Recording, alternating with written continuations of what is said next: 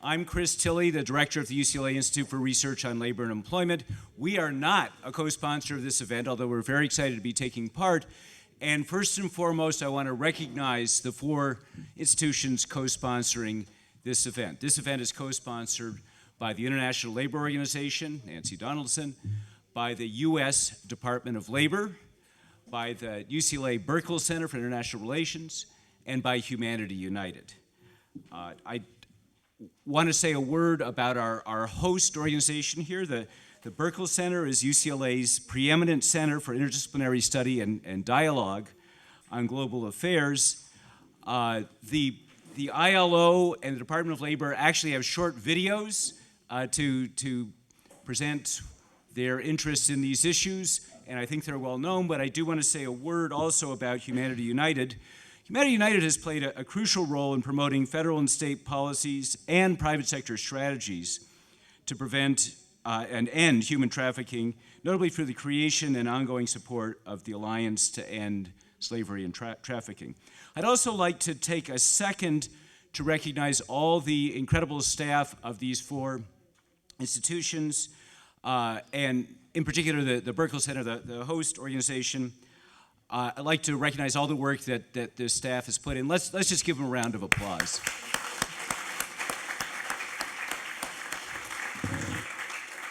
So this convening was sparked by 2 competing realities. The prevalence of forced labor, which ILO research has shown involves 21 million people, $150 billion in illegal profits each year, and renewed efforts to combat this at the federal, state, local, and global levels using new tools. While forced labor is a very brutal extreme, it's also part of a broader continuum of exploited and unprotected labor. So we're going to examine that continuum of worker exploitation from unethical recruitment and wage theft to precarious work and forced labor to highlight shared root causes and dynamics, as well as the need for a consistent common set of responses. We're also going to look closely at California's response and how it compares with São Paulo State in Brazil. First panel will tease out some of the ways in which federal and state authorities are working together to identify and address worker exploitation through civil and criminal enforcement and worker education outreach. California has been a leader in such areas as wage theft, including policies that shift responsibility up the supply chain. This is an outcome of visionary policymakers in California, but it's equally an outcome of visionary labor leaders, and we'll be hearing in a later panel from Maria Elena Durazo and Pablo Alvarado some examples of that side of the equation as well. So the panels today are going to look at how global supply chains stimulate global labor recruitment, how companies and worker organizations are partnering to ensure ethical recruitment strategies to address the risk of exploitation. We're going to look at how worker rights organizations are empowering workers to ensure improved working conditions, and perhaps most importantly in this kind of convenience, to look for ways to broaden and deepen existing collaborations and forge new partnerships among and between government and non-government stakeholders. Today's discussion focuses on not just on deploring the problems, but on what's working and why, and we encourage participants to engage with our panelists in that spirit. We hope that we'll all come away with a renewed sense of purpose, a clearer sense of best practices and innovative policies and programs on which a foundation for lasting change can be built. Nancy Donaldson from the International Labor Organization, who introduced me, will say more in a minute about the expectations for today, but first we have 2 short welcome videos, one from U.S. Labor Secretary Tom Perez and another from the ILO framing the conference. Again, welcome, bem-vindo, and I'm looking forward to a day of lively discussion, so we'll move on to the videos. Good morning. I'm Secretary of Labor Tom Perez. I'm sorry I can't be with you in person, but I wanted to welcome all of you to this important symposium on worker exploitation and forced labor. Defending the dignity of all workers is at the core of our mission at the United States Department of Labor. Whether it's through our civil enforcement efforts, our trade enforcement, or our programs to combat forced labor and exploitation worldwide, We aim to create a level playing field so that folks who do right by their workers and make smart investments in their people can thrive. The fight against forced labor is one of the great moral causes of our time, but it cannot be understood in isolation from other practices that exploit workers. Your participation in this symposium will help us explore the complicated nature of these practices and share innovative solutions. I want to thank our participants from the U.S. and Brazilian governments, civil society, and the private sector, as well as our co-hosts at the International Labor Organization, Humanity United, and the UCLA Burkle Center. In my career, I have met many survivors of forced labor, and I have worked to bring their perpetrators to justice. I understand how critically important this dialogue is to our collective efforts. I wish you all a very productive day as we move one step closer to eradicating exploitation and forced labor.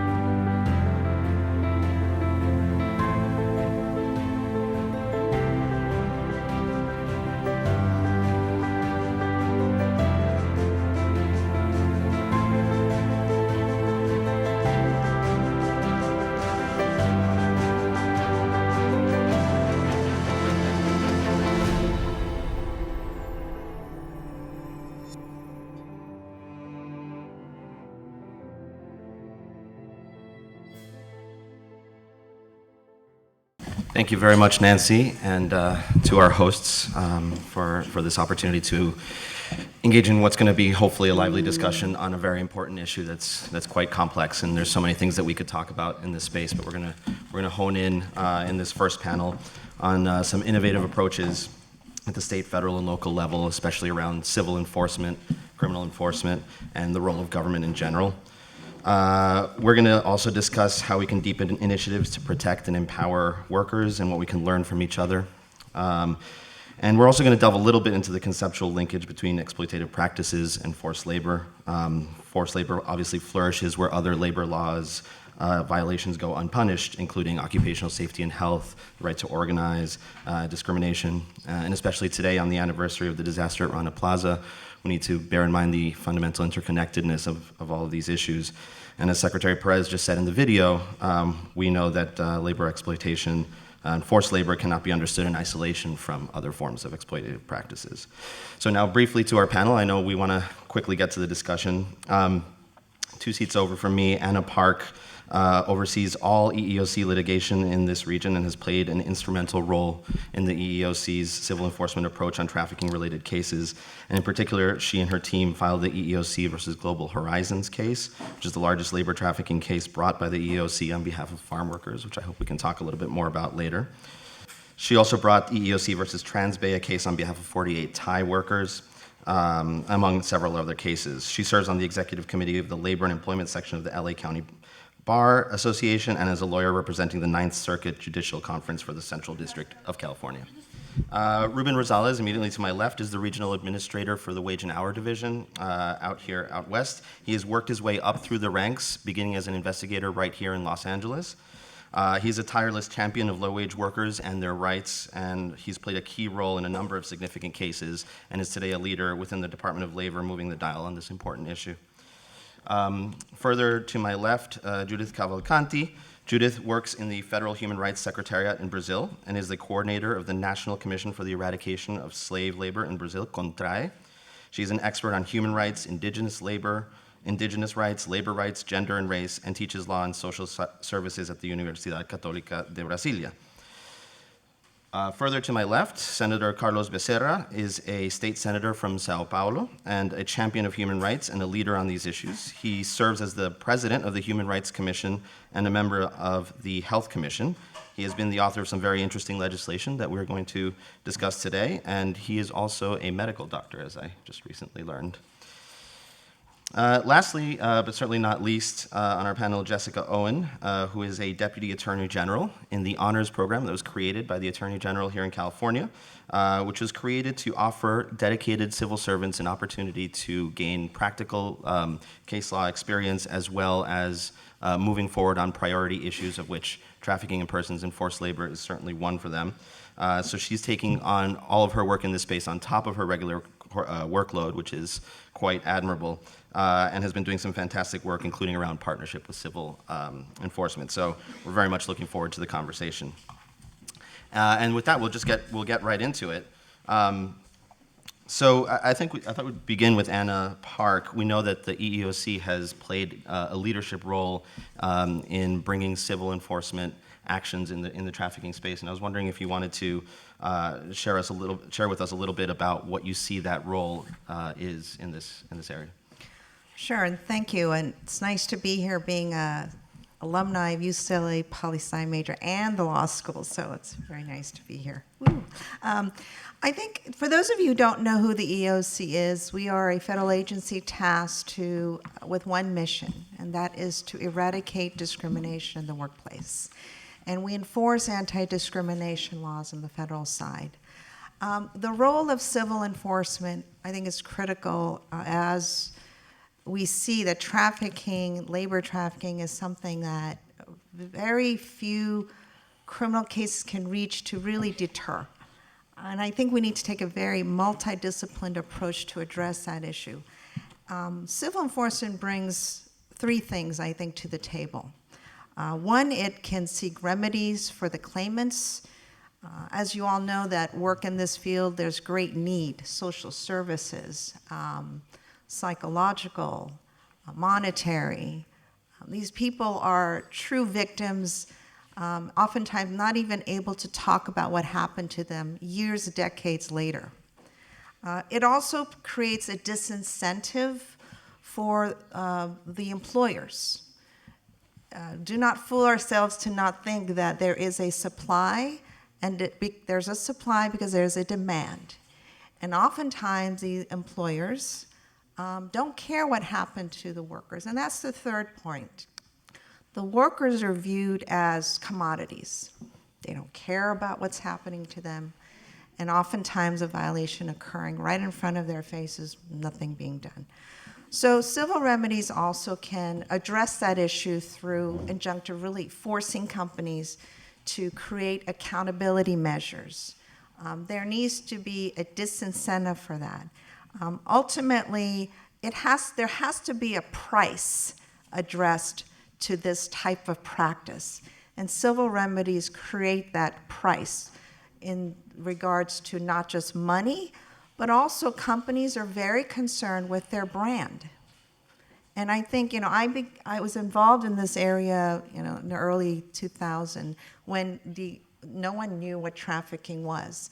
And when I said, I want to bring a case on trafficking under Title VII and as a civil rights issue, they said, are you kidding me? What are you doing out here in the West? We're viewed as sort of the wild, wild west on the East Coast. And I want to share with you how we came to be involved, if I can. We were involved with CAST, the Coalition to Abolish Slavery and Trafficking. They'll be speaking later, I believe. We were doing joint trainings with Justice where I was sort of pushing the concept of civil enforcement. And one of the caseworkers came to me and said, you know, I have a group of Thai workers who are very discouraged. We were working with the Justice Department, and they, for various reasons, decided not to pursue criminal prosecution of this case. EOC, what can you do for us? And that was ultimately our motivator. What can we do for these victims? What can we do to make them whole? The recruiter was up and gone. And what happened was about 60 individuals were brought over from Thailand with legitimate visas. When they got here, their passports were taken. They were shoved into 2 small cramped apartments, denied food, water. Ads were placed in the paper to say, hey, cheap labor.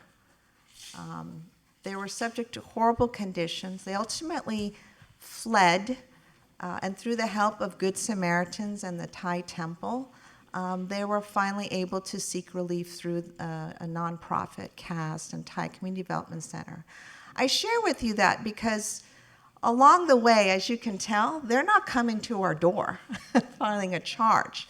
They're going through the NGOs, and the roles NGOs play is critical because there is great distrust of government. The concept that the government is going to do anything for them, I think, is foreign, even here in LA. You know, I think people are a little jaded about the role of government, but we try to do our best. So it is very important. We worked with CAST. No one wanted to file a charge in that case. We need a charge, unlike DOL, that Ruben will talk about. They can just go in. We can't. So we had to have the NGO file a charge as a representative charge. That's how we got in. And we ultimately resolved the case not against the recruiter, but the ultimate employer. And that's where it was very important to address the issue of supply and demand and accountability. It was very clear to us that the employer said, la, la, la, la, it's not my problem. It's the recruiter, he's the employer, I have nothing to do with it. And when we explained all of these horrible conditions that were happening, he couldn't believe that this was happening.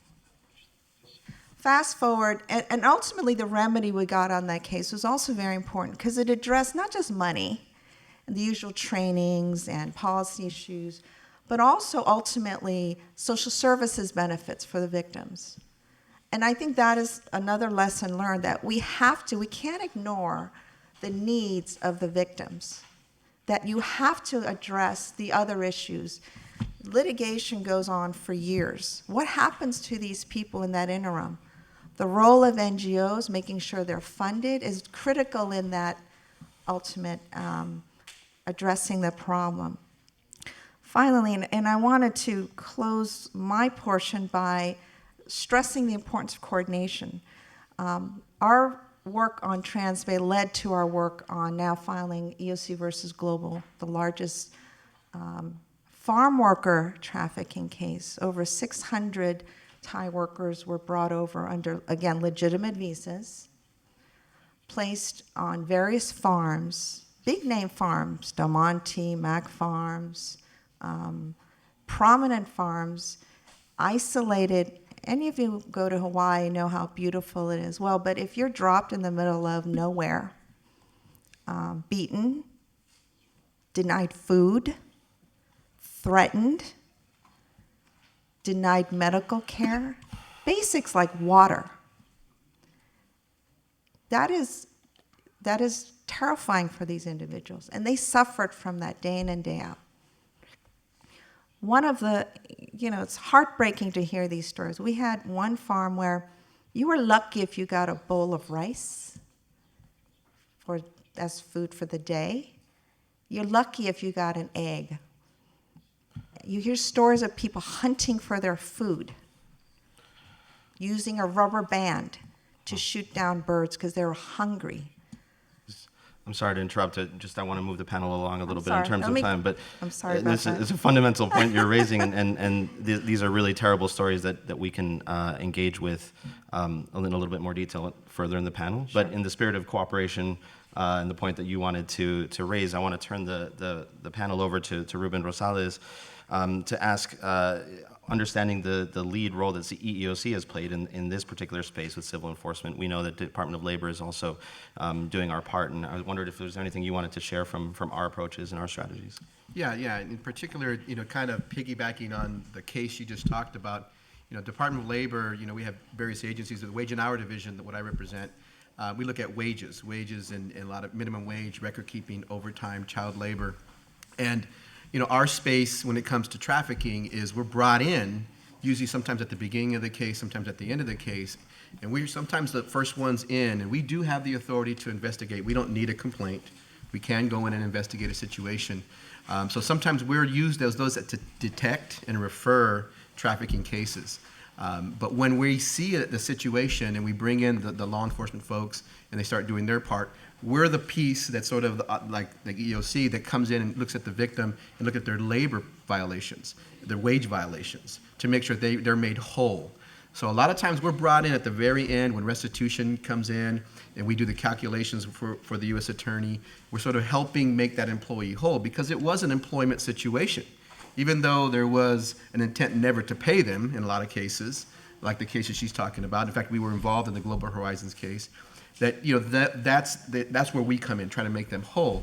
And so what happens is a lot of times these cases get resolved, the victims may get services, and then they get sent back home, or they may stay. But the labor part sometimes get left off. They actually work, they're due wages. And in the United States, you're entitled regardless of citizenship. When you work, and that's the law that we enforce, apply to everybody. So that's our role there. But a lot of times our cases don't necessarily elevate themselves to the definition of human trafficking, but we have a lot of cases under this other level that's called exploitation. And the vast majority of our cases come into that area, and we're still involved, and we get wages for workers. And I got a few cases that I'll talk about at some point. But I think that it's really important to know that our role is to come in and make sure on the civil end to make sure the workers are made whole and they get their money. Thank you, Ruben. And do you mind mentioning a little bit about the sort of strategy for targeted enforcement that Wage and Hour employs? Yeah, well, we often look at low-wage workers throughout the country, and we have a whole strategy for looking at what wages are out there, what industries are paying, and so we actually target industries like restaurants. We target agriculture. We target the garment industry. We target landscaping and construction, the low-wage piece rate construction. So we have a whole system for identifying these, as well as we get complaints. When we get complaints, that helps us bundle these, and we look at industries. Industries start to glare out when we get so many complaints that come in, and we start to target those, and we focus on the low-wage industries. And we will do a directed program, or we call a directed program, is we're basically setting up a task force to go after a particular industry in maybe a particular geographic area, for example. And I do have some stats I'm going to share with you on the garment industry, just a few miles from here in LA, and what we've experienced. You think in 2015 you don't have sweatshops, you do have sweatshops right here in LA. Thank you, Ruben. Really appreciate that. So we've heard from two federal agencies in the civil enforcement space. I wanted to turn it over to Jessica to talk a little bit about what's going on here in California at the state level, and share any sort of recent promising practices of which I'm sure we're all aware, but would like to hear more. Thank you, and I just want to say thank you to the organizers. To echo Anna's comments, I'm not a UCLA alum, but I did go to UC Berkeley, and I actually worked at UC Berkeley's Institute of International Studies. So I totally appreciate the amount of work and effort that goes into putting on a conference of this magnitude, and specifically what goes into getting all of these people in the same room together. So what some of the other panelists have touched on is the need and importance of cooperation across the public and private sectors, across governments to NGOs, but also from working between to enforce civil and criminal laws. So in my day-to-day work with the Attorney General, I work in the criminal division of the Department of Justice. We work on a lot of different trafficking-related cases. And one thing that we've been trying to do to both encourage cooperation among these different groups, but also to help enforce criminal laws that exist at both the federal and state level, is that we've started to host a series of labor trafficking trainings in coordination with the U.S. Attorney's Office across California. And these trainings are unique in that they target a somewhat left out population of government employees and NGOs and federal workers as well. We target government regulatory workers who would not normally get human trafficking training. So we're talking about restaurant inspectors, food and safety inspectors, who might be in a restaurant, who might be just inspecting a building and not know to look for key indicators of trafficking. And those are sort of untouched reporters that could help victims, help get word out about their plight, but also bring greater enforcement to laws that are on the books. So that's one project that Attorney General Harris has put a lot of effort behind, and one that I'm keenly interested in and involved with. If anyone wants to speak about that after the conference, I'd be happy to explain more. And then additionally, I could speak a little bit to recent legislation that California has passed and that Attorney General Harris has supported, including very recently, the Attorney General's Office published a resource guide for companies that fall under the California Transparency and Supply Chains Act, which is also sort of a consumer know your rights bill.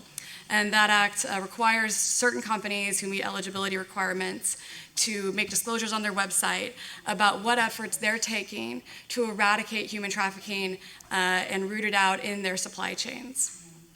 And additionally, I could also speak a little bit about SB 477, which is a new labor recruitment act, which bars foreign labor recruiters from exacting fees from their employees.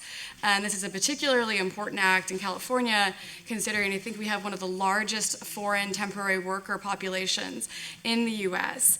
And I'll also laud CAST, who's going to be speaking later, for their efforts in getting this important piece of legislation passed. Thank you very much, Jessica, and all those initiatives sound absolutely fantastic, particularly this ability to connect and train folks who are out in the field who might encounter these situations through sort of civil avenues. And a little bit further down, we might touch briefly on some of the federal initiatives that are underway around recruitment fees as well. But for now, I'd actually like to turn to Senator Becerra from Sao Paulo. We have just heard about some innovative approaches here in one of the states in the United States, and I understand that you have been at the leadership of innovative approaches in Sao Paulo. Would you like to speak to that?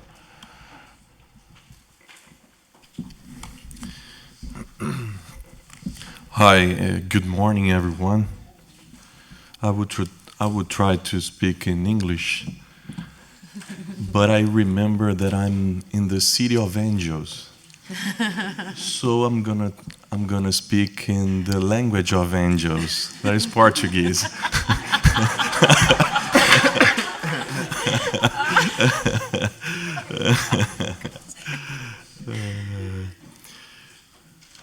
Bem, primeiro é importante ressaltar que no Brasil nós vivemos nos últimos anos, desde 95, muitos avanços na questão do combate ao trabalho escravo.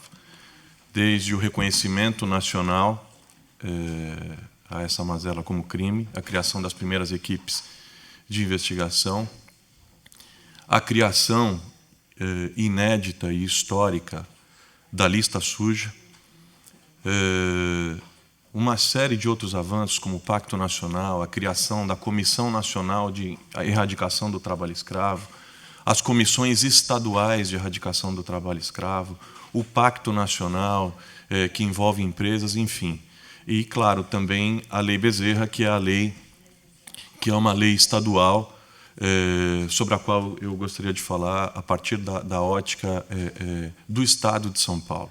Há uma série de avanços. Eu gostaria apenas de fazer um parênteses ao dizer que temos muitos avanços, mas que, nesse momento, no Brasil, nós estamos sob sério risco de perdermos avanços históricos por uma onda neoconservadora no Congresso Nacional e que pode desconstruir avanços históricos na questão da garantia dos direitos dos trabalhadores. E eu gostaria de dizer que é muito importante que a opinião pública internacional se manifeste, saiba disso, se manifeste sobre isso. Está sob risco a lista suja, que vai ser falada daqui a pouco. Estão sob risco as conquistas históricas dos trabalhadores no Brasil. E é muito importante que a opinião pública internacional saiba disso, se manifeste e questione tanto o Congresso Nacional Brasileiro quanto o governo brasileiro sobre o futuro da garantia dessas políticas.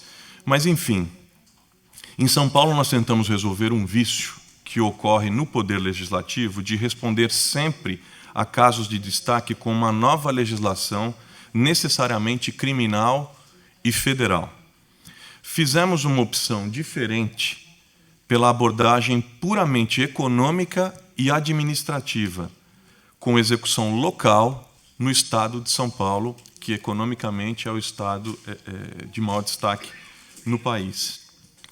É importante aqui se ressaltar que já temos uma legislação criminal nacional sobre trabalho escravo, mas nunca ninguém foi punido por basicamente 2 fatores. Primeiro, é impossível individualizar a conduta criminal de uma prática econômica. Não podemos dizer, por exemplo, qual dos diretores ou sócios da empresa sabia ou era conivente com exatamente qual prática. Segunda questão, o sistema jurídico brasileiro permite infinitos recursos e está lotado de processos. Hoje, temos praticamente um processo judicial para cada 2 habitantes no Brasil. Um exemplo disso, das dificuldades, é que o assassinato de funcionários do Ministério do Trabalho que investigavam uma denúncia de trabalho escravo está há 11 anos pendente de julgamento.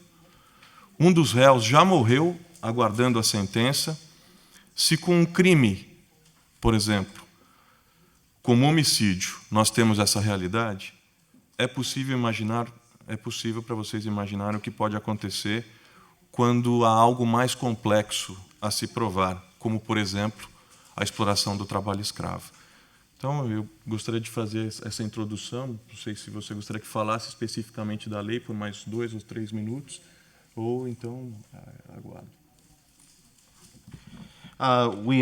You have about 30 seconds left on the initial allotment of time, but if you want to quickly articulate what the purpose of the law is, and Ok. No Brasil, para se operar, falando especificamente da lei, no Brasil, para se operar legalmente, para que se opere legalmente, uma empresa precisa ser registrada no governo estadual como contribuinte do ICMS, ou como o VAT.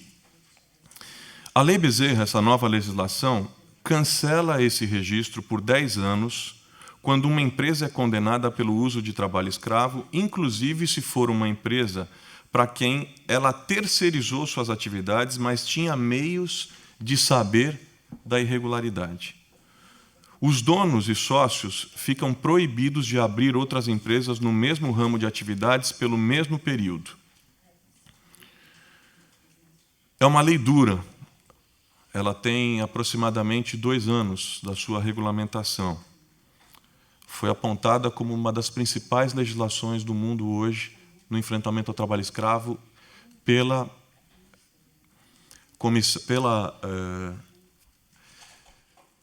Nações Unidas.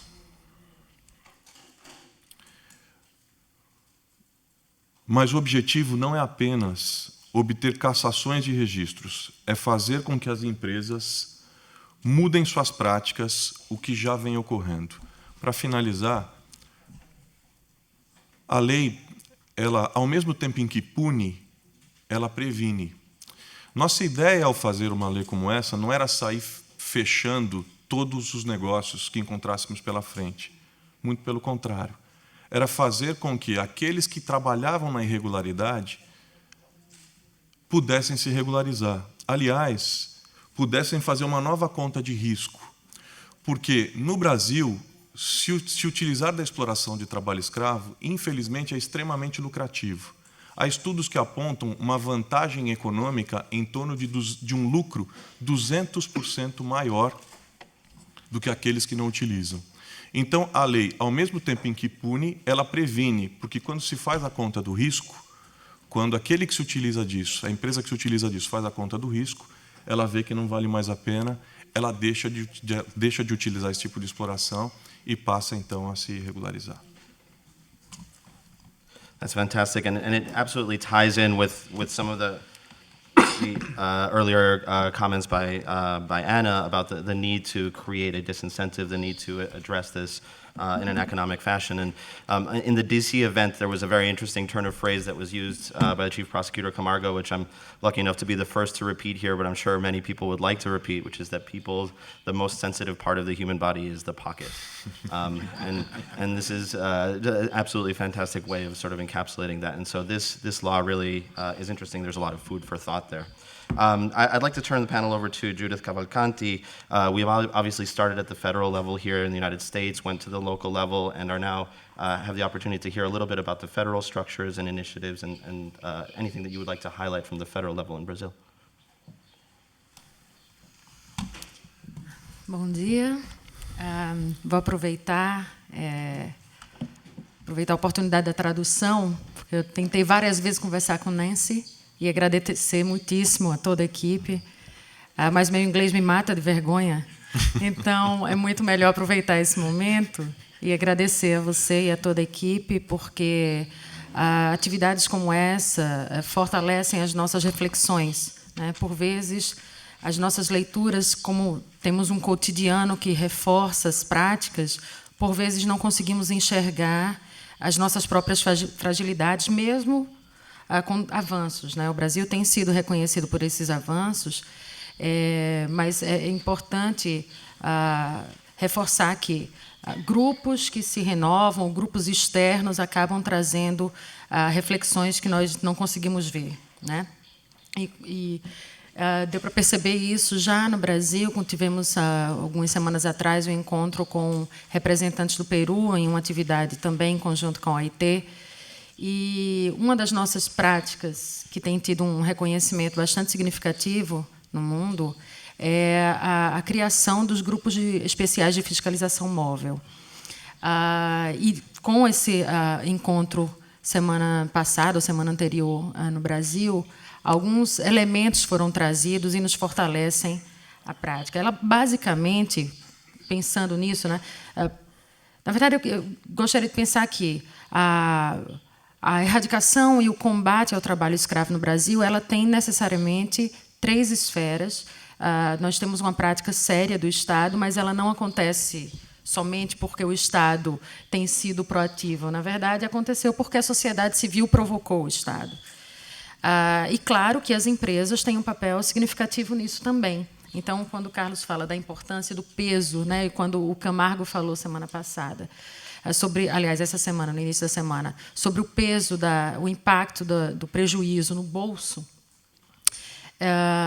isso é somente uma das possibilidades de verificar o problema, porque pensar que uma empresa ela tem um lucro exacerbado com o trabalho escravo e outras não, porque utilizam, porque pagam os impostos, pagam os direitos trabalhistas e previdenciários de seus trabalhadores e trabalhadoras, faz com que os próprios empresários se fiscalizem. E isso é bastante positivo, isso é uma prática bastante positiva. Assim como a sociedade civil também, nesse contexto, acaba controlando não só as empresas, mas fazendo observações e provocando o Estado para algumas reflexões. O Grupo Móvel surge para tentar dar resposta a isso. Claro que a Ana tinha comentado, existe uma dificuldade da sociedade civil, dos trabalhadores, de encontrarem no Estado algo seguro, um local seguro para fazer denúncias, mas também nós temos visto que, com os grupos móveis, os trabalhadores e trabalhadoras têm tido maior segurança, né? Nós temos uma cultura, desde 1995, nós temos praticado na verdade, nós temos uma cultura em que os trabalhadores reconhecem, identificam os grupos móveis como um instrumento de acesso a direitos, sim.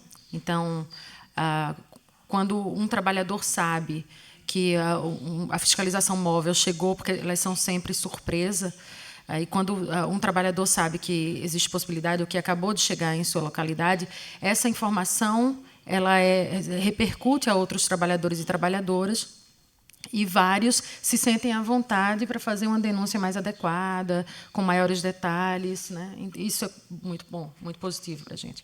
Mas isso também não acontece isolado. O grupo de fiscalização móvel ele trabalha com algumas esferas de poder, especialmente Polícia Federal, Polícia Rodoviária Federal, algumas vezes, fiscais do trabalho, Ministério Público. E isso é muito importante, embora não seja nada fácil. Na verdade, fazer democracia não é fácil, fazer democracia é muito complexo, porque precisa do respeito e do cuidado com as diferenças e com a diversidade. Mas é muito positivo ver que, quando as instituições estão próximas aos casos, né, ao caso concreto, existe uma maior possibilidade de efetividade do exercício do direito, né? Ou da garantia do direito. Então, tradicionalmente, os cursos de direito, por exemplo, eles não são próximos à população. Posso falar sobre o Brasil, né? E quando, numa fiscalização móvel, quando um promotor, um procurador, um juiz vai ao local em que acontece o problema, o que ele vê tem uma repercussão significativa na descrição do processo e como o processo pode caminhar. Então, as nossas tentativas, a partir daí, é traduzir ou tentar aproximar os conceitos. Por isso, nós fazemos capacitações com vários grupos institucionalizados que participam desse processo, né? Então, um dos nossos grandes problemas hoje é que o fiscal do trabalho identifica uma condição precária, uma condição de vulnerabilidade do trabalhador. O procurador reconhece isso, porque ele também foi ao local, traduz num processo judicial, mas, quando chega ao juiz, o juiz não identifica necessariamente como um trabalho escravo. Então, se nós não conseguimos fazer essa harmonização de conceito, para nós está bastante claro, né? Mas quem não tem acesso ao cotidiano, ao dia a dia, talvez fique um pouco mais perdido e não consiga entender qual é a possibilidade de atuação e da importância do seu próprio papel nesse processo. Já chegou o meu tempo, né? That was actually a call that came in, so I don't have like an alarm. I'm just generally keeping track.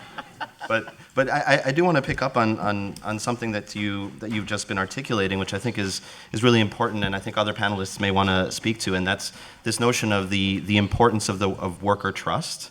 And the trust that a worker can come to an enforcement agency to seek redress, and that there can be a ramification from it, a possible potential positive impact from it. And I know that that's something of critical importance for us at Department of Labor and others. So I was wondering if anyone on the panel wanted to speak to that issue, and potentially also encompass in this the conversation about remedies and the challenges we sometimes face in ensuring that workers actually receive the back wages that they're owed if they go back overseas. So I don't know if... Well, I'll just jump in terms of building worker trust is crucial for us, because a lot of our cases are built on cooperation with the workers, and we interview them. If we don't have their trust, we don't have a case most of the time. What we've done is made commitments in the community. We made contacts in the community. We have, for example, agreements with the consulates all throughout Los Angeles right now. In fact, all throughout the Western region for sure, and throughout the country. But Los Angeles is a hub for a lot of consulates. We have about 11 different countries that we have agreements with. We also have the Empleo program, which is a program that we all are part of in terms of a coalition of organizations that come together. Allows the worker to go to another entity and talk about their situation, and then they can bring that situation to us. Sometimes we'll go there. We'll go to the consulate. We have agreements with the Archdiocese here and as well. We have a lot of NGOs and nonprofits, the Thai Consulate, the Garment Worker Center. So a lot of these community groups are key. They are actually the bloodline in terms of being able to get us some of those complainants. Also, at the end of the case, they help find workers to get them paid. So we do have a system with the Wage and Hour Division. We can do international payments. We can do it electronically, even if we can get a bank account. But we have a system for getting money back to the workers in their home country. So with these agreements that we have with the consulates and these connections in the community are crucial. They help us at the beginning of the case in terms of getting us complainants, but also on the back end in terms of helping getting people paid. Thank you. All the points Judith made particularly are very important. I think the issue of trust also comes, and what Ruben says is absolutely true. I think one of the struggles, as you mentioned, in coordinating with different groups, Judith, is the trust issue as well. And continuity, I think when there's turnover in different sections of government or even nonprofits, you almost have to rebuild that relationship. I still feel while we do coordinate and have task forces and we have dialogue, that continuity hasn't been institutionalized. A lot of it is based on personal relationships because we've been there for so long doing this work. I think to take this to the next level, I think the whole mobile idea is actually fascinating because in LA, you have so many different groups. You know, we cover also Nevada. There are not any groups. So it's feast or famine in a lot of places. But to the extent you can have one place people can go to, or also institutionalizing these task force concepts, the relationships. Otherwise, I think we just have to keep training each other, keep having dialogue. That's one thing I think as we move forward. Trafficking also evolves as well. I think they get smarter, they're more sophisticated, and so we need to also, there's so many tools we all have, yet I think the point you made was absolutely dead on, that each agency has their own way they do it. If it's a criminal prosecution, they have their own consideration. If it's civil, there's like privacy issues and those how do you merge all of those different competing interests while still pursuing and trying to combat trafficking? That is a struggle, but it's not insurmountable, but I think that's the next level. We have the case, what do we do with that? Who's going first, who's going second? Those are the nuts and bolts questions that you just have to take on a case by case. But to be effective, I think we have to take it as an institutional issue. I don't know what you think about that. É exatamente isso. Costumamos comentar o seguinte, que o crime é organizado, nós não.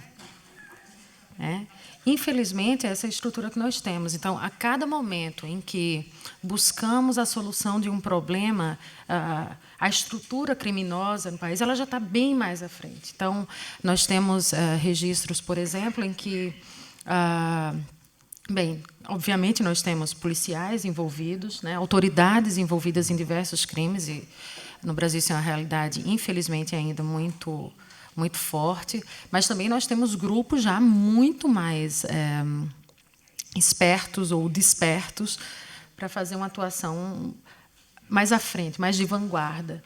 Mas isso não é tão simples. Desculpa, você havia comentado uma outra questão que eu ia anotar, mas estou perdida agora. Um momentinho só. Você vai falar também? Eu acho que está bom. Eu dentro da discussão, sob o ponto de vista local, estadual, enfim, nós fizemos várias abordagens distintas sobre a questão. Uma é a abordagem legislativa, como aqui disse. A outra abordagem foi feita a partir de uma comissão parlamentar de inquérito, que é um dos papéis enfim, daquilo que se chamaria de State Senate, o equivalente aqui nos Estados Unidos. E o que nós levantamos, algumas coisas, alguns pontos importantes que levantamos sobre essa questão, é que, por exemplo, nós concluímos que, além da necessidade de mais investimentos na fiscalização e repressão, precisamos investir em novas abordagens. Criação de um sistema de inserção digna das pessoas no mercado de trabalho, principalmente os imigrantes. E a regulamentação de leis nacionais já em vigor no atendimento às vítimas, possibilitando que essas encontrem novos meios de sobrevivência. Conversando com a Nancy, 2 dias antes do evento, aliás, eu queria cumprimentá-la pela execução desse evento brilhante e por ter a honra de poder me dirigir aqui a vocês. Mas ela tinha nos dito, nos desafiado a falarmos sobre algumas lacunas encontradas dentro das nossas realidades locais. E eu queria aqui destacar talvez 3 ou 4 lacunas, que creio serem importantes como novos desafios que surgiram a partir da comissão de investigação. Por exemplo, os imigrantes vindo de uma realidade de pobreza reforçam as economias de seus países de origem, o que tem efeitos como a dificultação, a criação de dificuldades para uma política migratória mais específica. A saída deles diminui para o país de origem o número de pobres. E muitos governos, lamentavelmente, veem isso como meio que se livram de um problema. Além do que, passam a ser feitas remessas de dinheiro desses que imigram do exterior. Na questão brasileira, os postos de fronteira da Polícia Federal não têm pessoal suficiente para fazer cumprir as leis de imigração e muitas pessoas chegam a aguardar uma fila de 5 dias para entrar no Brasil, o que facilita, por exemplo, a ação dos coiotes. Falta uma abordagem social por parte da Polícia Federal, porque muitas vezes o imigrante cai nas mãos de coiotes simplesmente porque não explicaram a ele o que ele devia fazer para se legalizar. Em São Paulo, só no estado de São Paulo, nós temos mais de 300 mil imigrantes bolivianos, 2/3 deles em situação de ilegalidade, trabalhando em aproximadamente de 10 a 12 mil oficinas de costura, sweatshops, em condições análogas à escravidão. Isso é um grande problema. Tirar, por exemplo, uma carteira de trabalho de estrangeiro pode demorar 5 meses, porque somente pode ser feito nos órgãos federais. Os estaduais fazem no ato, mas essa desarticulação entre os órgãos nos prejudica muito. Eu poderia falar várias outras questões, mas, por último, eu colocaria que há também a questão da cultura latino-americana de submissão e de servilismo no trabalho, o que faz com que as vítimas não se deem conta que são vítimas e quem explora o trabalho escravo não seja socialmente condenado como deveria. Isso é um grave problema. E, na minha opinião, falta indignação à altura dos crimes. That's an absolutely fantastic point, and I think it resonates with one of the issues that we haven't yet surfaced very much on this panel, which is this question of worker voice and the ability to collective bargain, the ability to be empowered as workers. And I just want to note that in the DC panel, one of the cases that was discussed was the signal workers case, and Saket Sani from the National Guest Workers Alliance talked about precisely what you say, Senator Becerra, that for the long time those workers did not have the concept that they were in a condition of forced labor or slavery. They initially saw it as a condition of fraud, and it took a lot of organizing and collective action to get them to the point where they understood and could validate that right, and faced a lot of challenges from the employers. So I just wanted to reflect on that and surface that. Another area that's been touched on here has been this issue of the sort of the financial levers, and I think that's also tied with the notion of transparency. And I wanted to give Jessica a chance, if she wanted to talk a little bit more about the recent movement on the guidance that's come out, or if you want to respond to anything else. I just wanted to give you a chance to join. Sure, thank you. And I do like that quote about the pockets. I think that's very clever. And it is something that SB 657, or the California Transparency Supply Chains Act, is looking at, is one, giving consumers the right and the information to know where they use their pockets, where they use their wallets. And so it gives California consumers the right to know about what certain companies who meet the eligibility requirements under the law are doing to eradicate human trafficking in their supply chains. And it's not, I think the big thing to emphasize is that it's not an onerous requirement on companies. It doesn't ask a lot from them. It asks them to put a very small disclosure on their websites about what they're trying to do in 5 separate areas: on certification, on audits, on verification, on internal accountability, and also on training their workers and their direct suppliers when it comes to understanding how trafficking might exist in their supply chains. And that act is the product of a lot of cooperation among both the California Attorney General's office, but also NGOs and business. And so it's something that was developed in coordination with all of these different actors and considerations in mind. And so, again, we think it's a very, very fair law, and it's something that we hope to see a lot of companies trying to comply with. Thank you. And I would be remiss if I didn't at least point out that here in the United States, on this issue of leveraging financial levers, there was recently promulgated a rule to prevent trafficking in persons in federal contracts, and one of the issues that's identified in it is a prohibition on recruitment fees throughout federal contracting, both here and abroad. And so that's an effort that we're very proud of, and that's in the process of being implemented. I wanted to open the opportunity for any of the panelists that wanted to remark on anything that's been said so far or identify new issues, and if not, I can sort of kick off in a couple of additional points. Or, for instance, are there any cases that we want to highlight that have? Yeah, I'd like to, and my colleague here reminded me of a very special topic that I'm remiss in not mentioning earlier about our role in that we also, in the Wage and Hour Division, Department of Labor, we also certify T visas and U visas.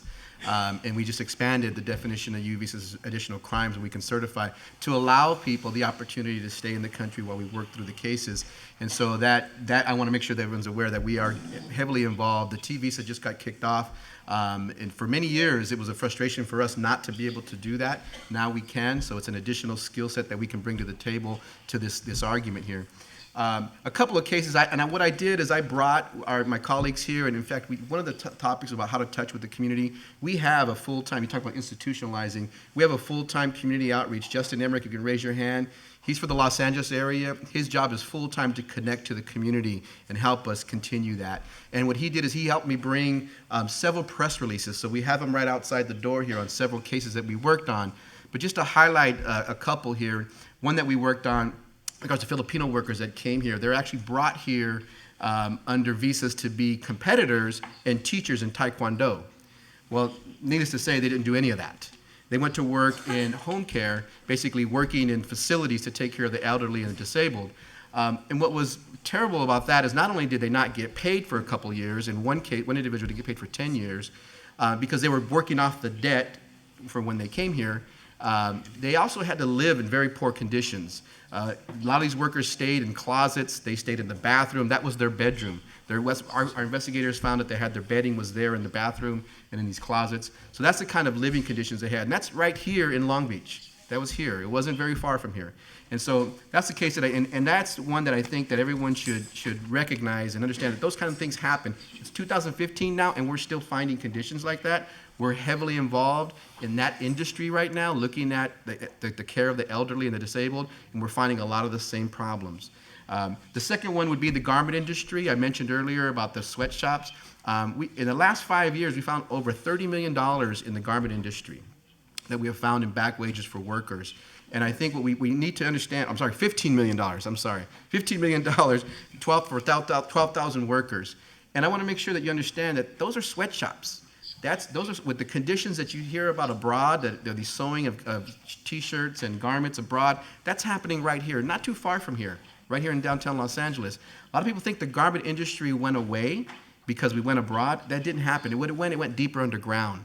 There's a lot more underground economy, a lot more cash pay. The schemes have gotten a lot more sophisticated. And we have a press release on that too. The third one that I want to just mention, and I'll pass it on, is Fat Law Farms. It was some workers from Hawaii. And that these are workers that were harvesting Thai basil. And these are workers from Laos. And we had worked on this case for years. We were trying to get this information, and we couldn't get in and get the information. Nobody would talk to us because they feared us. We finally got a search warrant. And it was one of our first search warrants here in the western region. We were able to go in with the U.S. Marshals, and we were able to talk to the workers. We got the employer away from them, and we found that they were being paid $5 an hour. They had been paid that for years. And this is just last year. And it was only a few miles from the places that you've gone to resorts in Hawaii, and I mean literally just a few miles from those nice beaches that you've all been to. And they were harvesting. And their living conditions, they were living in trucks that were abandoned, and they made them into homes. So they were the back of trucks, and they made tents, and they had lived there for years. And that had gone on for many years, and we finally were able to get in and get the wages for over $400,000 for these workers and to get them their money. So I bring this to your attention because a lot of these cases didn't elevate themselves to the definition of trafficking, but they're clearly exploitation. And when it comes to you talking about someone being able to pay their wages to cover bills and housing and transportation and clothing for your children, we're not only talking about labor rights, we're talking about human rights. So I hope that you understand that that's really our role, and we want to continue that. I think that's a very important point. I mean, I think we all see horrible cases that aren't necessarily trafficking, and I think that's important to note. It's not a burden we have to meet to make a Title VII claim for discrimination. I think ultimately what drives all of us to do the work we do and our organizations is that this is just wrong. And the one point that I wanted to highlight is the need for immigration protections. I think for our agency, as the Wage and Hour Division, the immigration status is a non-issue. We can pursue investigation. I think that's critical, but also having the T's and U's, I mean, I think we also can certify those. It's very important because they will not come forward. They will not talk to you unless they know they can be protected. They're not going to be sent home. We do a lot of cases out in the Pacific as well, a lot of guest workers coming in into Saipan, Guam, Hawaii, and the fear factor is very real. The retaliation is very real. They do get sent home, and for us to find them, and that's the international piece I think that is worth further exploring, working closer with the different consulates. The biggest challenge is finding and keeping the claimants and the victims, keeping in contact with them. These are when we say vulnerable, they are vulnerable. They go underground. Oftentimes, they become undocumented. And unless we can get them to come to the surface, we can provide them resources to attorneys to help get them TRUs, they stay underground. And then to say, we have money for you, getting them that money is very difficult. We've had people pass away, and we're trying to give the money to their families. We can't find their families because they live out in deep, obscure, deep northern Thailand. So the roles, maybe with connecting with other governments, the roles of consulates, the roles of NGOs to help us is critical. It's something we can't all do by ourselves. And partnering, collaborating is key. Thank you. And I think that one of the things that you just surfaced that I think is absolutely critical is this notion that we know that these conditions of vulnerability are very much associated with the need for employment, the need for economic resources, the need for work, and a lot of times folks are coming here in search of that or already here, and there's something to be said for broader conditions of opportunity that need to be created in order to address this at a very structural level.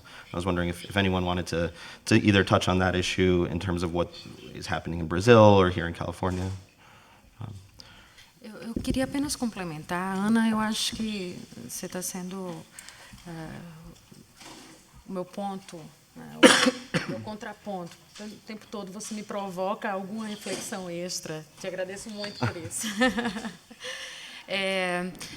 Existe uma complexidade, e eu acho que ainda não é só uma questão do Brasil, eu acho que nós não temos ainda um aparato, informações suficientes para fazer com que isso avance, que é a complexidade da identificação do próprio trabalhador sobre sua condição. Né? Vocês comentaram sobre, claro que existe, por exemplo, a violência, o medo da denúncia, o medo de retaliação, mas existe também, por vezes, o não reconhecimento de que está naquela condição de vulnerabilidade, ou porque realmente não identifica aquele trabalho como trabalho escravo, porque nós temos, por exemplo, no Brasil, o conceito de trabalho escravo ele nos remete a um conceito histórico que precisa estar acorrentado, como se isso fosse o único elemento.